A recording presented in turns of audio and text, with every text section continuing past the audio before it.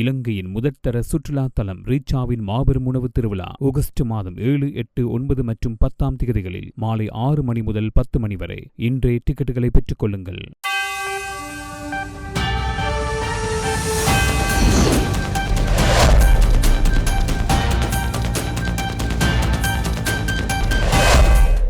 Mix and match உங்களை வரவேற்கின்றது. அமெரிக்காவும் ஈரானும் தமக்கிடையிலான இராணுவ மோதலை முடிவுக்கு கொண்டு வரும் வகையில் ஒரு புரிந்துணர்வு ஒப்பந்தத்துக்கு உடன்பட்டுவிட்ட நிலையில் எதிர்வரும் வெள்ளிக்கிழமை அன்று ஜெனீவாவில் ஒப்பமிடப்படவுள்ள இறுதி ஒப்பந்தத்தை தயாரிப்பதற்காக இரண்டு தரப்புகளும் இன்று கட்டார் தலைநகர் டோஹாவில் விரிவான விவாதங்களை நடத்தியிருந்தனர். இந்த உடன்பாட்டில் லெபனான் உட்பட அனைத்து களமுனைகளிலும் இராணுவ நடவடிக்கைகளை நிறுத்திக் கொள்வது, ஹோர்மூஸ் நீரிணையை மீண்டும் திறப்பது, அமெரிக்காவின் ஈரான் மீதான கடற்படை முற்றுகையை உடனடியாக நீக்கிக் கொள்வது உட்பட்ட பல விடயங்கள் உள்ளன.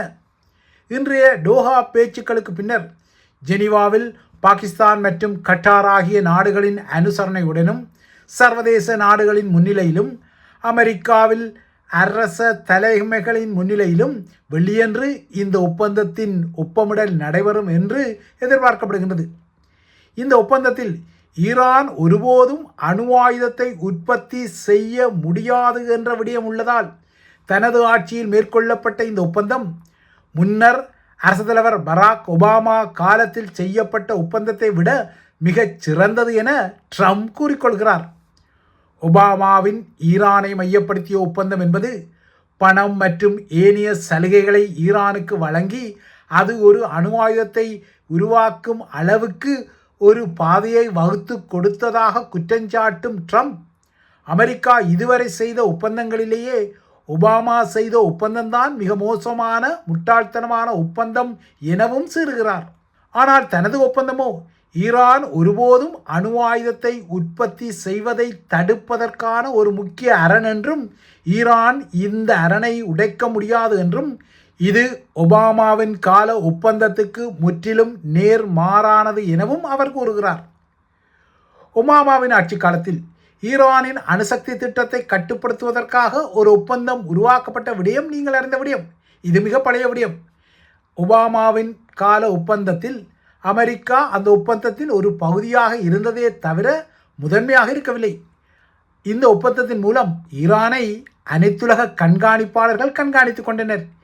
எனினும் ஈரான் தனது எண்ணெய் வளத்தை பயன்படுத்தி கொள்ள முடிந்தது. ஆனால் ட்ரம்ப் தனது முதலாவது பதவிக்காலத்தில் இந்த ஒப்பந்தத்தை, அதாவது ஒபாமா உருவாக்கிய ஈரான் தொடர்பான ஒப்பந்தத்தை முடிவுக்கு கொண்டு வந்தார், அதாவது கிழித்தறிந்தார்.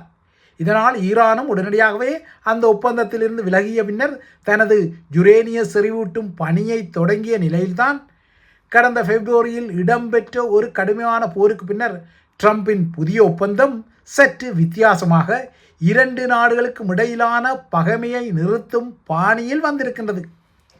கடந்த பிப்ரவரி மாத இறுதியில் ஆரம்பித்த இந்த போரில் ஈரானின் கடற்படை மற்றும் ஏவுகணை உட்கட்டமைப்பின் பெரும் பகுதியை அளித்தமை உட்பட தந்திரோபாய வெற்றிகளை பெற்றதாக அமெரிக்காவும் இஸ்ரேலும் உரிமை கோரிக்கொண்டாலும் அமெரிக்க இராணுவமும் கணிசமான இழப்புகளை சந்தித்தது மறைபொருளான விடயமல்ல.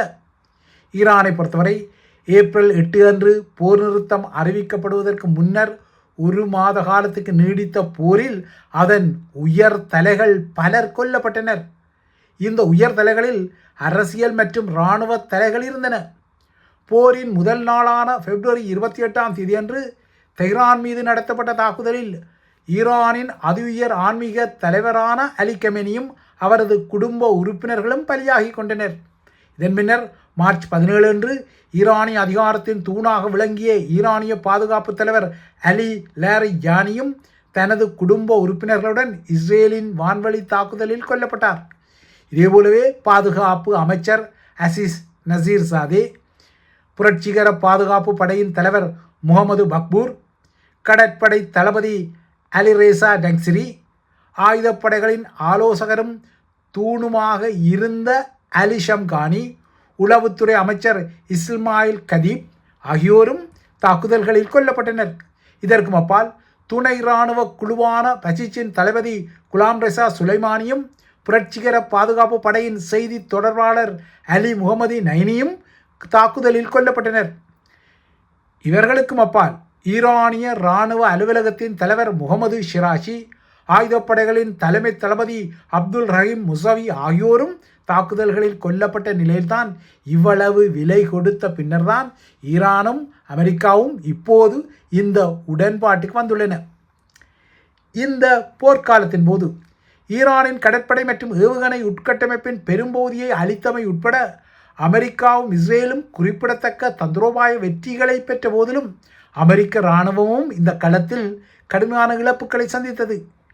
பென்டகனான அமெரிக்க பாதுகாப்பு அமைச்சின் அதிகாரபூர்வமான தரவுகளின்படி அமெரிக்காவின் இராணுவ பலிகள் ஒப்பீட்டளவில் இந்த போர்க்களத்தில் குறைவாக இருந்தாலும் இதுவரை 15 அமெரிக்க படையினர் பலியாகி 543 பேர் காயமடைந்துள்ளனர்.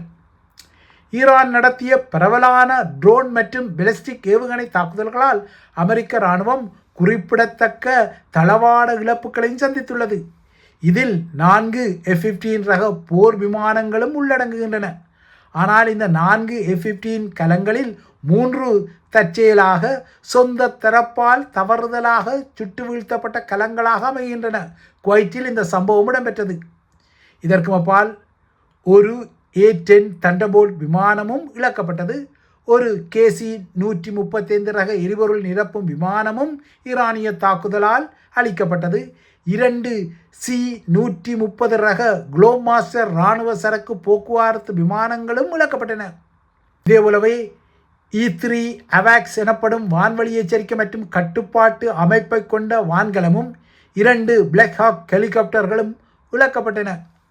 AN/TPY-2 ரேடார் அமைப்புடனும் இவற்றை விட தளவாட இழப்புகள் என பார்த்தால் AN/TPY-2 ரேடார் அமைப்பு உட்பட 12 ரேடார் அலகுகளும் அளிக்கப்பட்டன அல்லது கடுமையாக சேதப்படுத்தப்பட்டன.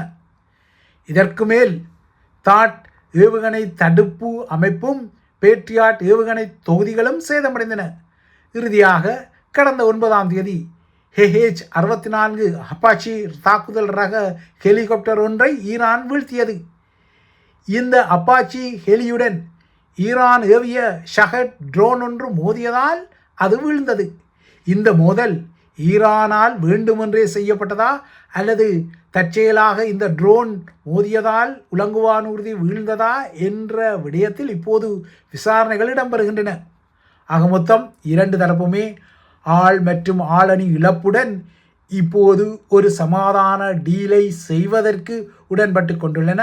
எதிர்வரும் வெள்ளியன்று இந்த டீல் நேரடியாக ஜெனீவாவில் கைச்சாத்திடப்பட உள்ளமை உலகுக்கு ஒரு ஆறுதலாகவும் ஒரு எதிர்பார்ப்புக்குரிய நிலவரமாகவும் இப்போதைக்கு மாறி இருப்பதை மறுத்துக்கொள்ள முடியாது. அடுத்து பிரித்தானிய நிலவரங்களை கொண்டால், பிரித்தானியாவில் 16 வயதுக்குட்பட்ட இளையோர் சமூக ஊடகங்களை பாவிக்க முடியாத தடை அடுத்த வருடம் நடைமுறைக்கு வர உள்ளது. இதனை இன்று பிரதமர் கேர் ஸ்டார்மர் அறிவித்தார். கிறிஸ்மஸுக்கு முன்னர் இந்த தடைக்குரிய நடவடிக்கைகள் எடுக்கப்படும் எனவும் அடுத்த ஆண்டு அதாவது 2027 இளவேனில் காலத்தில் இந்த தடை நடைமுறைக்கு வரும் எனவும் இந்த தடையில் டிக்டாக், ஸ்னாப்சாட், இன்ஸ்டாகிராம் ஆகியவும் உள்ளடக்கப்படும் எனவும் இணையத்திலிருந்து இளைஞர்களை இணையவழி குற்றங்களில் பாதுகாப்பதற்கும் இரவு நேரங்களில் இளையோர் ஆரோக்கியமற்ற முறையில் கைபேசிகளை பார்க்கும் பழக்கத்தை கட்டுப்படுத்துவதற்கும் அரசாங்கம் வகுத்துள்ள புதிய திட்டங்களின் ஒரு முக்கியமான நடைமுறையாக 16 வயதுக்கு உட்பட்டவர்களுக்கு இந்த சமூக ஊடக தடை வருகின்றது. பிரித்தானியாவில் 85% பெற்றோர் சமூக ஊடகங்களால் தமது பிள்ளைகளுக்கு ஏற்படும் நன்மைகளை விட அதன் அபாயங்களே தமது பிள்ளைகளுக்கு அதிகம் என நம்புவதாக கருத்து கணிப்புகளும் ஆய்வுகளும் தெரிவித்ததை அடுத்தே அரசாங்கம் இப்போது 16 வயதுக்குட்பட்ட இளையோர் சமூக ஊடகங்களை பாவனை செய்வதற்கு தடை விதிக்கின்றது. கடந்த ஆண்டு டிசம்பர் மாதம் இதே போன்ற தடையை உலகில் முதலில் அறிமுகப்படுத்திய நாடாக ஆஸ்திரேலியா மாறிய பின்னர் படிப்படியாக இந்த தடை பல நாடுகளிலும் எட்டி பார்க்கும் நிலையில் இப்போது பிரித்தானியாவில் இது அடுத்த வருடம் நடைமுறைக்கு வர உள்ளதாக இன்று உறுதியாக பிரதமரால் அறிவிக்கப்பட்டுள்ளது. இறுதியாக சுவிட்சர்லாந்தின் சனத்தொகைக்கு அதாவது நாட்டின் குடிப்பெரம்பலுக்கு எந்தவித கட்டுப்பாடுகளும் தேவையில்லை என நேற்று அங்கு நடத்தப்பட்ட சர்வஜன வாக்கெடுப்பில் முடிவு வெளிப்பட்டுள்ளது. இது வலதுசாரி சுவிஸ் மக்கள் கட்சிக்கு ஒரு தோல்வியை வழங்கியுள்ளது. நாட்டின் மக்கள் தொகையை 10 மில்லியனாக கட்டுப்படுத்த முயன்ற இந்த திட்டம் வாக்காளர்களால் நிராகரிக்கப்பட்டது. 58.8% வாக்காளர்கள் இதற்கு எதிர்ப்பு தெரிவிக்க 45.2% வாக்காளர்கள் மட்டுமே அதற்கு ஆதரவு தெரிவித்தனர். இந்த தேர்தலின் முடிவு தற்போது சுவிஸ் அரசாங்கத்துக்கும் முக்கியமான பொருளாதார குழுக்களுக்கும் நிறுவனங்களுக்கும் நிம்மதியை வழங்கியுள்ளன.